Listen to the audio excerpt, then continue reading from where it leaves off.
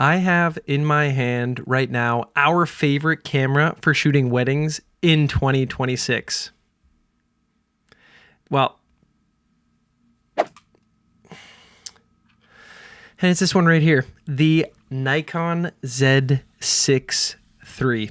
I said it once and I'm going to keep saying it until you all understand what I'm getting at. If you still think Nikon is a subpar camera brand, your days are numbered. Now, I understand that comes off as pretty threatening, and that is a non-threatening threat. But I'm just telling you that if you are still sleeping on this camera brand because someone else told you that it is subpar or has been at some point, you are missing out on an entire experience, I'm telling you. So in 2026, this is the Nikon body we trust for our weddings, and there's a couple of reasons why, so let's get into it.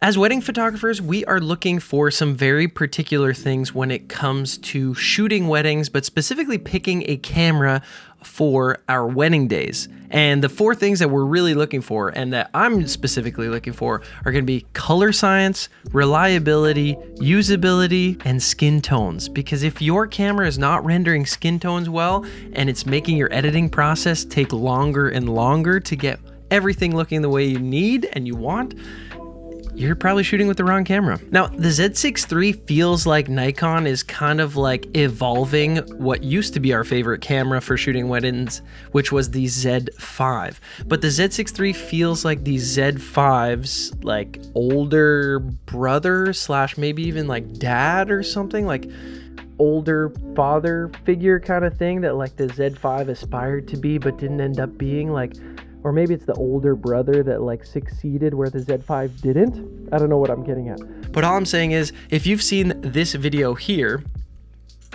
or here, 2 years ago, we made a video about how the Z5 was our choice camera, and we've since changed our minds to the Z6III. Now, there's a few key reasons we made the switch from the Z6III to the Z5 as our main camera bodies. Number one, autofocus. The new autofocus on the XP7 sensor is lights out compared to the Z5. The Z5 started 2 years ago to really kind of reach its limits when it came to its autofocus capabilities. We never really missed any shots, but it came into account specifically in lower light situations. Anytime we're indoors or specifically shooting receptions where we're using flash, the tendency for the Z5 was that it would hunt for focus. The Z6III is, I don't know what to compare it to. Like, to me, it compares to the experience of a Sony user, because being a videographer that uses Sony primarily, that was like the autofocus that I was used to, but now is present in the Z6III. Now, the Z6III has all those new tracking modes, you know, planes and people and animals and that kind of thing, but we just keep our eye detect focus on people, and it is just lights out. There was a wedding last year that my wife ended up accidentally shooting primarily at f1.4 for the ceremony, which isn't ideal, but the Z6III, this was the first time we used it in that scenario, and it literally got every single shot exactly where it needed to be and had this cool vibe because we had our aperture open all the way up unintentionally, but it ended up looking really cool, and we trusted the Z6III to get every shot, and it did. Now, reason number two is Nikon's color science. It is still lights out. Now, we've been tailoring our look and feel of our photos to Nikon's color science for the last 6 years that we've been doing this whole thing with Nikon and wedding photos and everything. And we have come to learn to love Nikon's colors. Like, we already always did, but I think we just kind of got used to them. But now, having used multiple different camera brands like Canon and Sony for photos, Nikon is just not only feels familiar, but it doesn't feel like other camera brands have the same ability to render skin tones without everything looking oversaturated or too magenta. Like, we find when we get our photos as close to perfect as possible in camera, we don't have to, like with Sony, you have to adjust the magenta hue because everything ends up being a little bit too pink. Like, Nikon has minimal to no adjustment that we have to do on our photos other than put our presets and adjust exposure, and that's it. And at the end of the day too, like the Nikon Z6III in low light, I know some people have complained about it. It is nothing short of stellar. That was something we found with the Z5 to be a little bit of a challenge, was we actually ended up using flash a lot sooner into wedding days with the Z5 because we couldn't really rely on the noise profile that came at higher ISOs. Like anything past 3200 on the Z5 started to get a little noisy and grainy, but not so with the Z6III. I'm confident shooting up to like 6400 before adding any noise reduction. And I know Sony fanboys are going to come at me for their dual native ISO 12800, whatever. But for a Nikon, and for what it's worth, I mean, if you're shooting at 6400 on a wedding day, you probably should be using flash at that point anyways. Now, reason number 3 for the Z6III, and this might be just a personal thing, but its size. It finally feels like a camera that I enjoy holding, right? I do have a small rig camera cage on it, which adds about, you know, 1/4 of an inch all around. But I just find, like, I don't know if I'm the only one, but does anyone else miss the size of DSLRs, right? Like some of the mirrorless cameras like I have from Sony or even the ZR are just a little bit thin and small. The Z6III and even the Z5. The Z5 I always found challenging because it was just a little smaller. Maybe I have, you know, big giant hands, whatever. But I just find the grip on the Z6III, the depth of it just feels so much more comfortable. It feels like a more solidly built camera, if I'm honest. It just feels like something rugged that you're going to be able to trust in all situations, and it feels weather sealed, even though all these cameras typically are. It just, you can tell that this has been thought through, right? So that's reason number 3, is just the size. Like, it just finally feels like a solidly built camera without being something massive like the Z9. And I mean, if you're a Nikon shooter, like, it's got every single button layout that you're used to on every other Nikon camera. So your ISO button, your back button focus, whatever you've ended up customizing your buttons to, like, this just feels right and familiar, all in a slightly larger than normal package.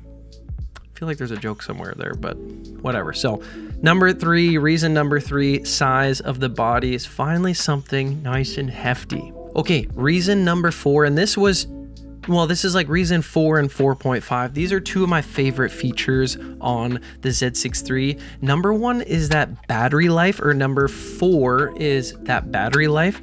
Nikon's EN-EL15C, stupid name, but it works. EN-EL15C is incredible. We usually only end up using maybe 2 batteries on an 8 to 10 hour wedding day, depending on if we're shooting hybrid or if we're just shooting photos. So I mean, per camera, you're looking at 2 batteries. So at most, you're looking at maybe 6 to 7 batteries for running a full wedding with 3 cameras, if that makes any sense. So you'll have 1 battery for your whole ceremony, family photos, portrait sessions, reception, the whole 9 yards. Like, we've, you know, maybe we'll make a video about this in the future and do a 1 battery challenge and see if we can get through a wedding day on 1 battery. But I just want to shout out Nikon for making a super quality battery that lasts, especially, like, you'd think that a camera like this that is as big as it is, the better processor and better autofocus would chew through batteries more than something like the Z5, but no, not at all. And reason 4.5 is actually this CFexpress slot. I don't know if you can see that here. Can you see that? So the Z6III boasts not 2 SD card slots, but 1 CFexpress Type B and 1 SDXC or SD card slot. And at first, I was a little choked that this camera jumped up to CFexpress Type B cards, but then I realized how amazingly reliable these things are. I cannot recommend them enough. I've been used to using them now, using the ZR that I'm shooting on right now, and for a reason you'll understand later, they had to make the jump to the CFexpress Type B, and it's just a more reliable card. I have had cards fail on me from all different kinds of brand, whether it be Pro Grade, SanDisk, Lexar, you name it. CFexpress Type B, because of the size of these things and because they usually come in, you know, bigger. Can you get that to focus? larger file sizes and you're dealing with, you know, more significant files, I've just found these to be so much more reliable. So yes, they're more expensive. One of these, a terabyte, costs, you know, the same as like 6 SD cards, but you'll find yourself buying less of them. So there you go. Reasons 4 and 4.5. Okay, this might be a weird reason, but reason number 5 that we love the Z6III is we finally have a flip out screen. Now, I don't know when the flip out screen started being introduced in Nikon cameras, the reversible one, right? Selfie screen, whatever you want to call this. But coming from the Z5, we did not have the luxury of having a flip out screen. I know Sony users are also going to come after me because, you know, and Canon, I guess it's weird that it's taken so long to get a flip out screen on cameras like this. But this is, you know, reason number 5, the flip out screen. It's finally really high quality. It's not the screen of the ZR, you know, 4-inch 1000 nit that I'm looking at myself right here, but it is a step up from the Z5. Okay, reason number 6 is the video specs that come out of this camera. Okay, I'm gonna read them off to you and then I'm gonna tell you about my experience with them. So this camera right here,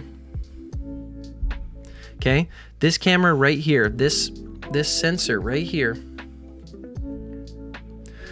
this sensor right here shoots up to 6K 60 12-bit NRAW in N-Log. Okay, so we are talking about some phenomenal bit depth. I mean, 12-bit is more than any Sony camera as far as I know. I could be totally wrong about that. Drop a comment if I'm wrong, but I'm pretty sure all Sony cameras other than the highest of the high end do 10-bit. So we're talking about 12-bit color in here. NRAW, which has been phenomenal, and N-Log, which is Nikon's log profile.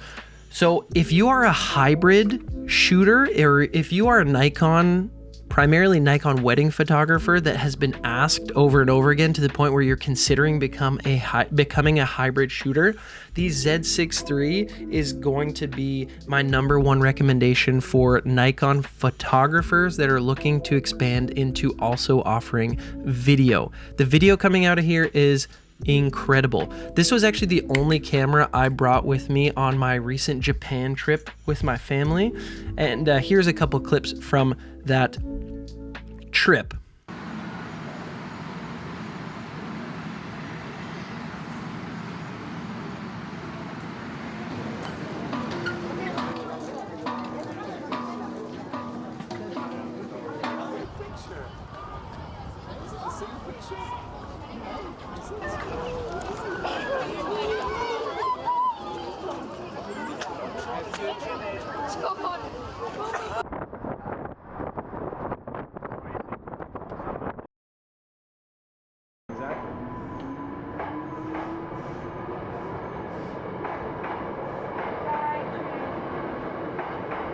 What year was that built in?